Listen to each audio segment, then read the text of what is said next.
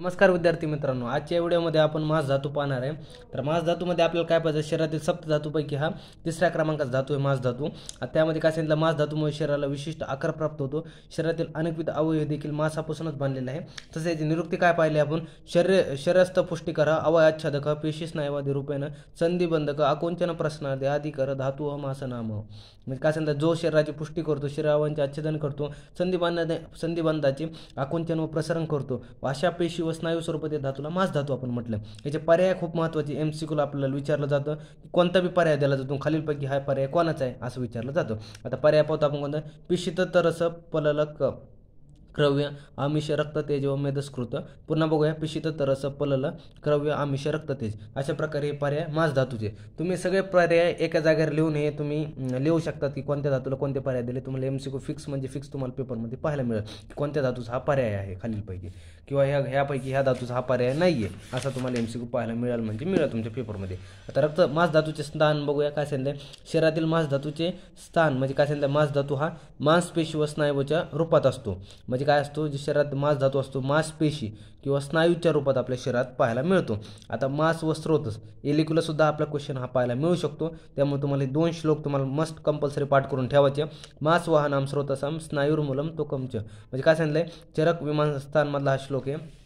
तसाच दुसरा श्लोक कोणता आहे, मांस व तैर्मूलम स्नायुत्वचम रक्तवाहच्य धमन्य, शुश्रुत शरीरस्थान मधला श्लोक आहे। तुम्हाला इकडं नाही तर तिकडं आपल्या ॲनाटॉमीमध्ये आपल्या सुद्धा फायदा पडेल तुम्हाला, आपल्या रचनाशरीमध्ये इकडं नाही तर तिकडं कुठंतरी तुम्हाला 100% म्हणजे पाहायला मिळेल। ही श्लोक तुम्हाला खूप मस्त करून ठेवायचे। आता आचार्य चरक काय सांगतात, स्नायुत्वचे आहे त्याचे मूल स्थान आहे स्रोतसाचे, मांस व स्रोतसाचे। तसंच काय सांगतात की शुश्रुत, आचार्य शुश्रुत काय सांगतात, स्नायुत्वच्या आणि रक्त व धमन्या, फक्त रक्त व धमन्या ॲड झाले। आता काय रक्त व धमन्याचं आपण काय सांगितलं कार्य पाहिजे आपलं, मांस व स्रोतसाचं कार्य पाहिजे आपल्याला, मांस धातू पोषणासाठी आवश्यक असणाऱ्या मांस पोषक अंशाचे वहन करणे, म्हणजे मांस धातूच्या पोषणासाठी आवश्यक असणाऱ्या मांस पोषक अंशाचे वहन करणे। तसेच मांस अग्नीच्या साह्याने मांस धातूची निर्मिती करणे, स्रोतसामध्येच मांस धातूची निर्मिती होते। तसं काय सांगितलं, स्वकार्य करून जीर्ण झालेल्या मांस धातू घटकांपासून काय खमलाची निर्मिती करणे, खमल म्हणजे मल एका प्रकारे। त्यानंतर काय म्हटलं, मांस अग्नीच्या साह्याने वसा व त्वचा व या मांस उपधातू पोषक अंशाची निर्मिती करणे। आता मांस सुधारा कला हे मस्त आहे, तुम्हाला एसिक्यूला पाहायला मिळू शकतं काय की ह्यामधली कला कोणती कला आहे म्हणून हे असं येऊ शकतं। तासाम प्रथम मांसधारा तासाम प्रथम मांसधारा यस्याम मांस शिरा स्नायू धमनी स्रोत संप्रतानी भवती, म्हणजे काय सांगितले, मांसधारा ही प्रथम कलाची कला आहे। या मांसधारा कलेतील मांसामध्ये स्निरा स्नायू धमनी अनेक स्रोतसाचे पसरलेले आहेत। मांसधारा कला ही आपल्या आवराने स्थिरा स्नायू धमनी स्रोतसाचे आधार देण्याचे कार्य करते। आता पांचभौतिक मांस धातूची काय मांस पार्थवी, म्हणजे काय सांगितलं इथं, काय मांस धातू म्हणजे पांचभौतिक आहे, पण वेबदृष्टीच्या भोयसानुसार काय सांगितलंय की पृथ्वी महाभूताचं आधिक्य यामध्ये सापडतं आपल्या। आता मांस धातूचं कार्य पाहिजे आपल्याला, काय सांगितलंय, लेपम मासस्य श्रेष्ठ कर्म, अष्टांगराचा हा श्लोक आहे। तुम्हाला इकडं नाही तर अष्टांगरामध्ये तुम्हाला आपल्या अध्यायामध्ये तुम्हाला हा श्लोक महत्त्वाचे पाठ करणं मस्त आहे, तिकडं पण कामी येईल आणि हा श्लोक पाठ करून ठेवा, लेपम मासस्य श्रेष्ठ कर्म। तसंच दुसरा कोणता आहे, सूत्रस्थानमधला हा श्लोक आहे, मास शरीरपुष्टींचं मेदश्च, म्हणजे काय सांगितलं, लेपम पहिलं कार्य पहिलं होतं लेपम, लेपम म्हणजे काय, मांस धातूचे श्रेष्ठ कर्म आहे। लेपन कर्म म्हणजे शरीर अवयवांना आच्छादन करणे व मांस धातूचे लेपन कर्माद्वारे शरीरातील स्नायू अस्थि संधी शिरा धमन्या झाकले जातात व शरीर अवयवांना विशिष्ट आकार प्राप्त होतो। तसंच पुढं काय सांगितलंय की शरीरपुष्टी, आता शरीरपुष्टी म्हणजे काय, मांस धातूद्वारे शरीराची पुष्टी होते, विशिष्ट डोळे, गाल, मान, खांदे, छाती, पोट इत्यादी सांधेतील खचखडगे मांस धातूद्वारे भरले जाते। तसं आता काय म्हणलंय, मेदपुष्टी, आता मेदपुष्टी म्हणजे काय म्हटलंय, तेव्हा मांस धातूद्वारे मेदाची धातूची पुष्टी होते, मेद धातूची पुष्टी होते, मांसद्वारे मेदाची पुष्टी होते।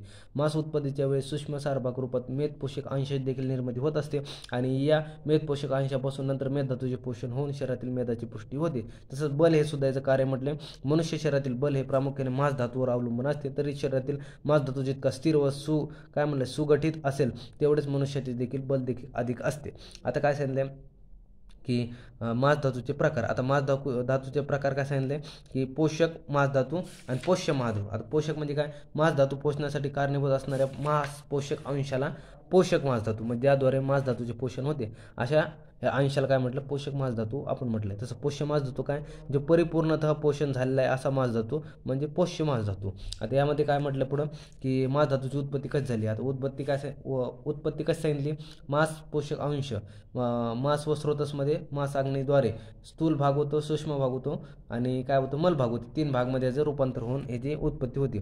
आता काय सांगितलंय, स्रोतसमध्ये स्थूल भागाचं काय होतं, सार भागाचं की स्थायी मास धातू तयार होतो. तसं सूक्ष्म सार भागाचं मेद पोषक अंश तयार होतं. तसं उपधातू वसा व त्वचा तयार होतो आणि मलभाग खमल तयार होतो.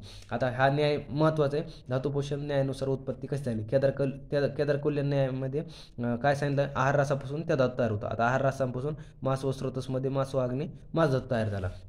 आता शिरदधीमध्ये माग पाहिलं होतं आपण की मास व स्रोतसमध्ये मास आग्नेद्वारे त्याच्या आदला धातू म्हणजे जो धातू पाहतोय त्याच्या पहिला जो धातू असेल तो धातू घ्यायचा, म्हणजे रक्त धातूपासून मास धातूची उत्पत्ती दिली. खाली कपूत न्यायामध्ये आपण तेच पाहिलं होतं की मास धातू पोषक अंश असतील त्यापासून मास व स्रोतसमध्ये मास आग्नेद्वारे काय होतं की मास धातू उत्पत्ती होते. हे अशा प्रकारे आपण पाहिलं होतं. सिंपल ट्रिक काय, आहार रसापासून केदारकौल्य आहार रसापासून मास धातू, शिरदधीमध्ये आदला जो पहिला धातू होता त्या धातूपासून मास धातू तयार होतो, म्हणजे रक्तापासून मास धातू.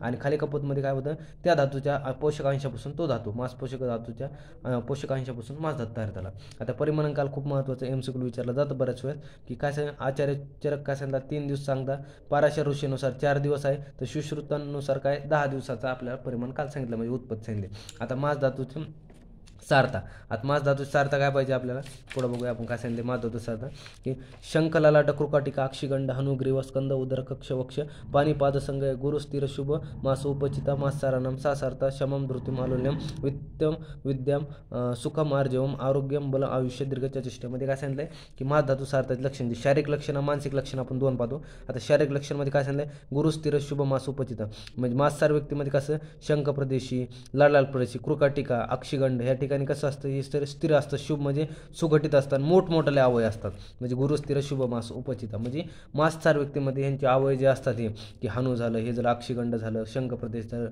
वक्ष झालं, हे जे स्थिर आणि मोठमोठाले अवय असतात. तसं अच्छिद्र गात्रम, आता अच्छिद्र गात्रम म्हणजे दुसरं काय सांगितलं, मास चार व्यक्तीच्या शरीरावर खाच खडगे आढळत नाही, म्हणजे ज्या शरीरावर मास धातूचं हे असतं त्याच्यावर खडगे वगैरे तुम्हाला कुठंच सापडणार नाही. तसं गुडा अस्थिसंधी म्हणजे शरीरातील अस्थि व अस्थिसंधी मास धातूद्वारे पूर्णतः झाकलेला असतात, कशामुळे मास धातूच्या जे सार व्यक्तीमध्ये असते. तसं मन व आयुष्यात संबंधी क्षमा असे मास सार व्यक्ती कसे क्षमस्व असतात, माफ करून देतात लगे, धृतीमध्ये धैर्यवान असतात, आलोल्य म्हणजे कशाही प्रकारचं लोभ न बाळगणारे असतात. तसंच काय सांगितलंय की बलाद्वारे मास धातूची घटकांची झीज कमी होऊन शरीरातील मास धातू ठिकाणी स्थिरता येते. तसंच पुढं काय सांगितलं, बलामुळे शरीरातील मास धातूची वाढ होऊन मास धातूची पुष्टी होते. तसं व्यक्तीच्या कायिक वाचिक व मानसिक क्रिया सुव्यवस्थितरित्या होतात.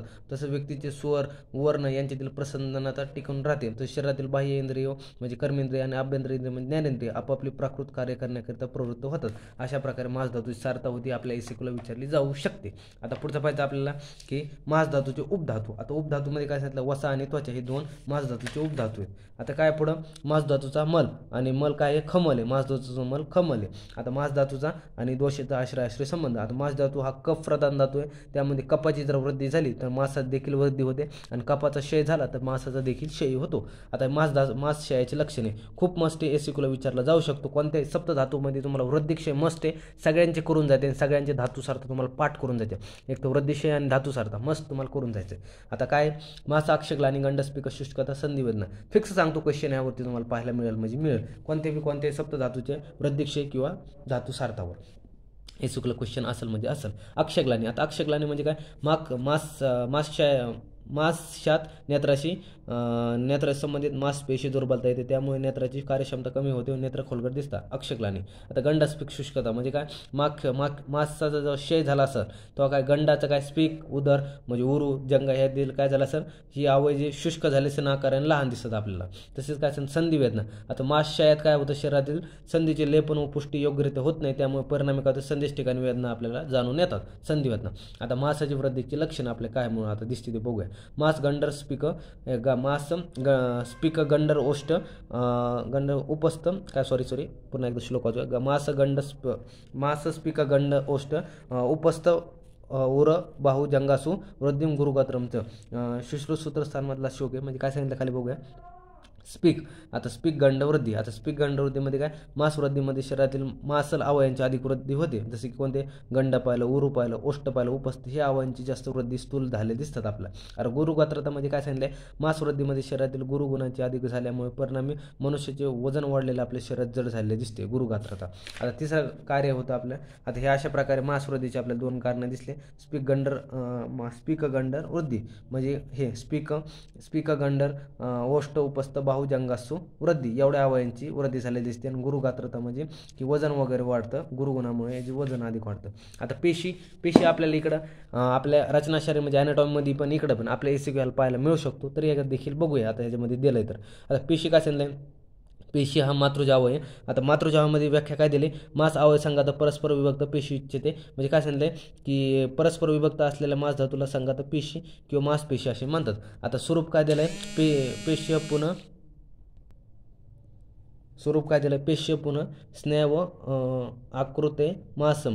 म्हणजे काय म्हटलं का, ह्यामध्ये शरीरातील पेशीचा निश्चित आकार नसतो, ते भिन्न भिन्न आकाराचे असतात शरीरातले पेशी. आता निर्मिती कशी झाली सांगतो आपण, बघूया. गर्भावस्थेमध्ये गर्भ